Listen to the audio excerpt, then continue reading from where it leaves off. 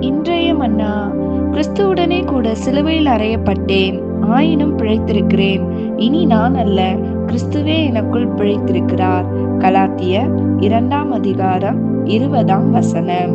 ஜெபம். எங்களுக்காக சிலுவையில் அறையப்பட்ட எங்கள் தேவனாகிய கர்த்தாவே, உமக்கு ஸ்தோத்திரம். நீர் எங்களுக்காக பல பாடுகளை சகித்து கொண்டு, பல வேதனைகளை சுமந்து கொண்டு, எங்களுடைய பாவங்களை சுமந்து கொண்டு, எங்களுக்காய் சிலுவையில் உம்முடைய இரத்தத்தை ஈவாய் செலுத்தினதற்காக உமக்கு ஸ்தோத்திரம். அதே போல் நானும் கிறிஸ்துவுக்குள் என்னுடைய ஆவியை சிலுவையில் அறைந்திருக்கும்படியும், என்னுடைய மாம்சத்தின் கிரியைகள் வெளிப்படாதபடிக்கு கிறிஸ்துவின் சுபாவத்தை நான் வெளிப்படுத்த எங்களுக்கு உதவி செய்யும்படி இயேசுவின் நாமத்தில் ஜெபிக்கிறேன் நல்ல பிதாவே.